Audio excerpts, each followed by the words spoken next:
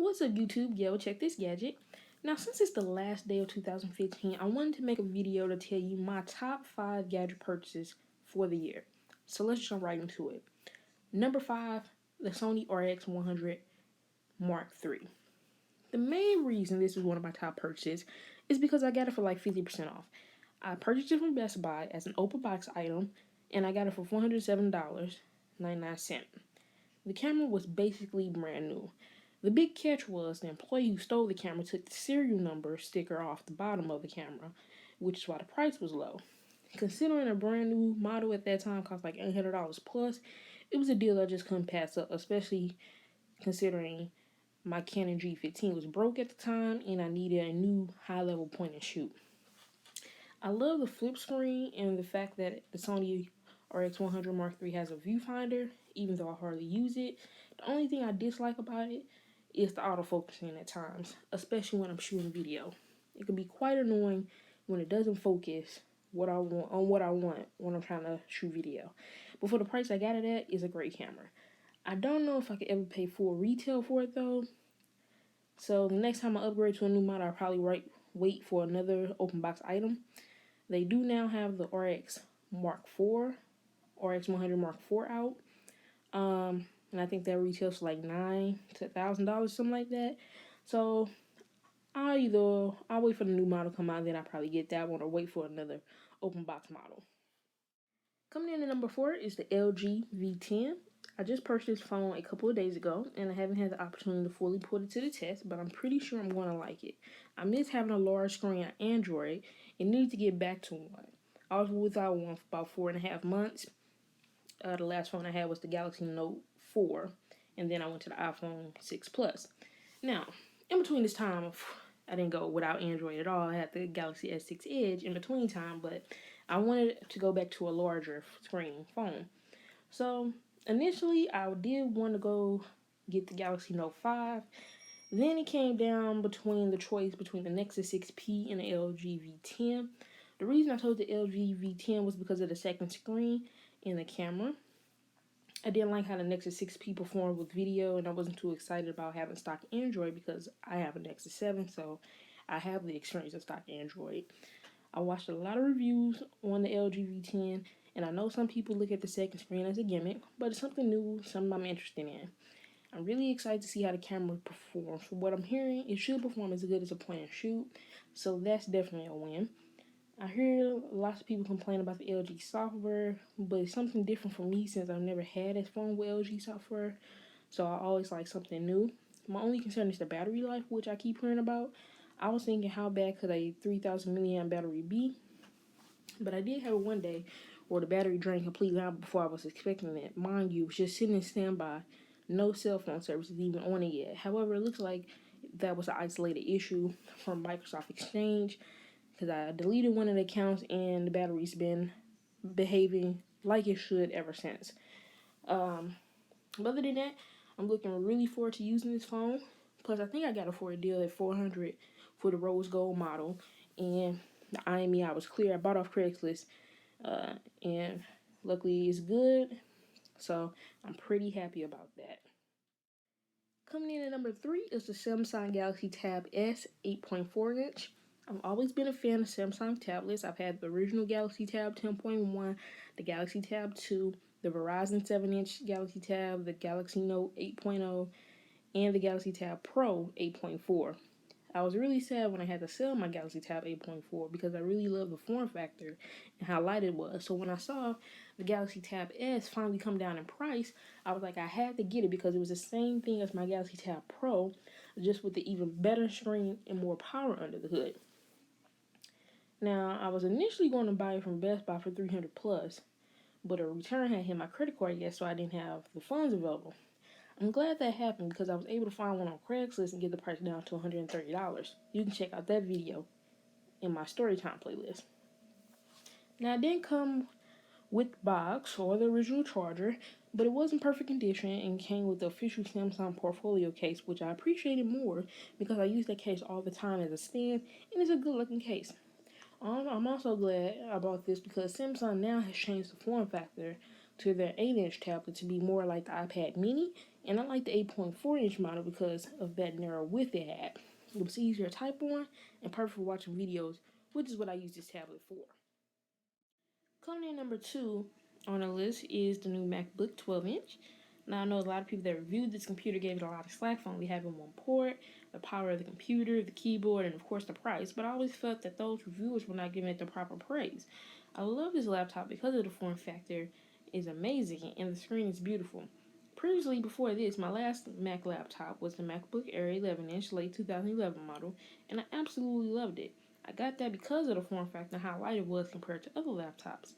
However, after a while, I wanted a more high quality screen, 8 gigabytes of RAM, and more hard drive space because 128 gigabytes just doesn't work for me anymore on a laptop. I was patiently waiting for the day when Apple will release a new MacBook Air with a Retina display, and they finally came out with the new MacBook, bringing back the black MacBooks, even though it's technically space gray, in a new gold model. I instantly had to have it, and even despite reviews slightly bashing it, I had to get it because it gave me everything I wanted in an upgrade from the MacBook Air 11-inch. I had more RAM, more hard drive space, it was even lighter, and finally, that beautiful Retina display. I had already determined before purchasing that I would be able to survive with the one USB-C port as long as I bought the USB converter cable, and I've been fine. It was one point where I was using the external mouse and need to put the laptop back on the charger, which means I had to stop using the mouse, but it was okay because I realized the experience of using the trackpad was better. MacBooks have always had the best trackpads around, and it's no different here. For what I do on a laptop, I have no issue with the power of it. I like to say this is the perfect secondary computer, meaning that if you already have one computer that's your power computer to do heavy media stuff or any intensive programs, and then you have this one as your secondary. For people that just do regular everyday stuff, internet, email, watching video, typing, and some light to medium media work, I think you can very well use this as your main laptop as long as you buy the $10 adapter to get your media on there. Or $20 if you buy the Apple version. And it does turbo boost up to 2.4 gigahertz, so you'll be just fine. If you need a laptop that you'll be moving around a lot, this is the perfect option for that. I know the price was a big deal, and I do agree that $12.99 was a bit much, but Best Buy usually has a discount on that nowadays. I ended up getting mine for $11.90, and that was after tax, and of course that includes some discounts. And also got free Beats Solo 2 headphones for a promo that Apple was running, so pretty decent deal to me. Also, just note, this computer has great speakers. They can really get loud and keep a clean sound. It's really just a lovely laptop. And coming in as my top purchase for 2015 is the iPad Air 2. I've been an iPad fan since I bought the first generation one. And since I had that experience, I knew I would always keep an iPad around no matter what because for me, it gave me the best overall tablet experience. Before I purchased this one, I was using my iPad 2 mini a lot. I still had my iPad 3, the first one with Retina display, and the last 30-pin iPad, but I didn't use it because it was just too heavy. After using a tablet as light as the iPad mini, there was just no way I can continue to use my heavy iPad 3. So, after a while, I missed having that larger screen and felt if I went back to a larger screen, I would start back using my iPad for surfing the web instead of always going to my laptop. So I went to the store to check out the iPad Air 2, and I was really impressed with how extremely light it was to be such a big screen tablet. But I didn't want to pay for retail because I knew it was coming up on that year mark, and Apple usually releases a new version every year. So, side note, this happened to me when I bought the iPad 3. I bought it as soon as it came out. However, Apple decided to release the iPad 4 that includes the Lightning connector 7 months later. And I didn't appreciate Apple doing that because I just knew I had a good year before they was going to come out with the new version. But back to the iPad Air 2. So I went to my favorite place, Craigslist, and started searching.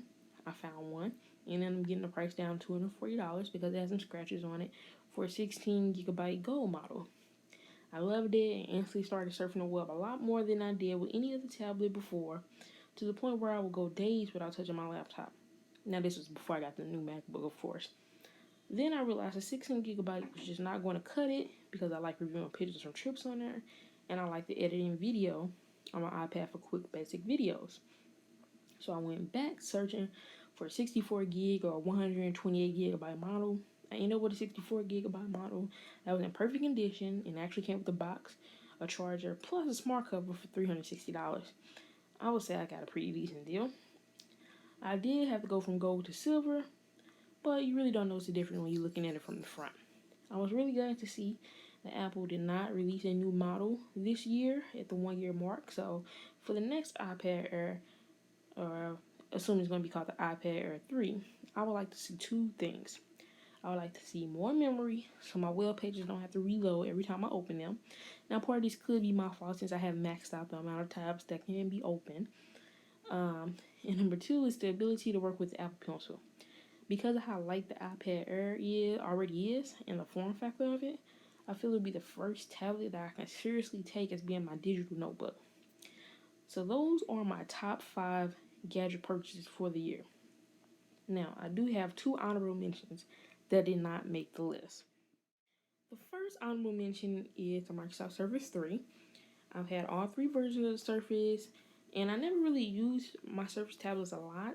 A lot of times when I did own them, they did just sit. However, I love the idea of them.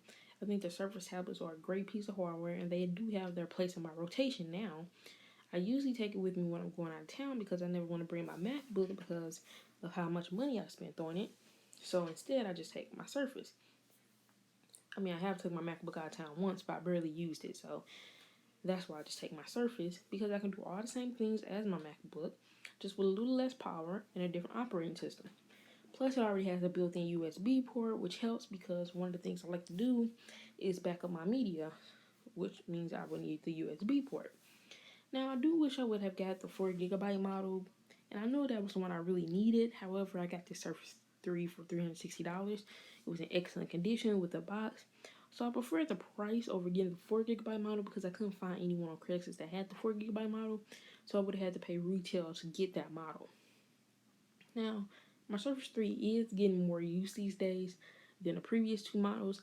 And I think a lot of it has to do with the fact that I finally went ahead and bought the keyboard. I never wanted to buy the keyboard before because it was $129. But I ended up getting one that was pretty brand new looking for like $84. So in my opinion, to fully enjoy and appreciate the Surface 3 or the Surface Pro for that matter, you must buy the keyboard. It's just a must. Now that I have the keyboard, it gets used as being my portable machine. I mainly use it to take with me to work, to surf on the web, and get some typing done. And then I take it with me out of town to watch movies on the plane, back up media if I don't have my iPad, and surf the web if I'm able to. Also, I'm liking the direction of Windows 10. Now, the last honorable mention is my iPhone 6S. This probably did not make my top 5 because I paid full retail for it. I've only paid full retail for 2 other phones before, and that was the Sidekick 4G and the HTC One M7. However, I ended up returning those and just waiting to buy one used or starting a new line because I realized paying full retail for phones was just too much, and I just need to be patient and wait to get a deal from Craigslist. Now, this time around, I'm fully prepaid, so I don't have that option of just adding a new line. Plus, all the carriers pretty much have moved to make you pay full retail anyway by the way of payment installments. Now, initially, I was going to do the Apple upgrade program. However, when I got to the store, the associate informed me that you have to be on a postpaid plan to take advantage of the offer. So that threw a wrench in my plans. So after doing the math, check out my Apple upgrade program video. I figured that I would save money buying outright and would pay less each year than if I was on the Apple upgrade program, as long as I sold my phone for about $450. It was like a $126 difference I would save versus the yearly amount I would pay with the upgrade program. So once I broke it down like that, I did convince myself to buy it outright. Because I'm having to buy it outright, I actually did talk myself down from the plus size to go down to the smaller iPhone so I could have a 64 gigabyte model. Now, I wouldn't have to do this if Apple would just stop, BSing and start the entry level model at 32 gigabytes. But that's another video. I do now prefer my smaller iPhone because I can now fit it back into my pocket and use with one hand. But initially, I was going to get the 6S Plus, and initially I have bought the 6S Plus. The other reason it probably didn't make my top 5 is because a lot of the features I was initially excited about such as 3D touch, peek and pop, live photo, and ability for 4K, I don't really use. I turned live photo off because it kept showing when I would bring the phone down, and I don't really shoot video on my phone, so I knew I wasn't going to take advantage of the 4K a lot. Then I think I just forgot to use 3D touch and peek and pop because my other devices don't have it, so when I use my iPhone, I just forget about them. But I do like the fact knowing I have them, and I do use them sometimes. I just want to use them more.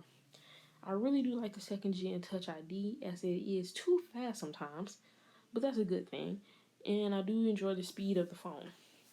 The iPhone 6s is my favorite small phone, right alongside the Samsung Galaxy S6 Edge. Well, that concludes my video for my top 5 gadgets that I purchased this year.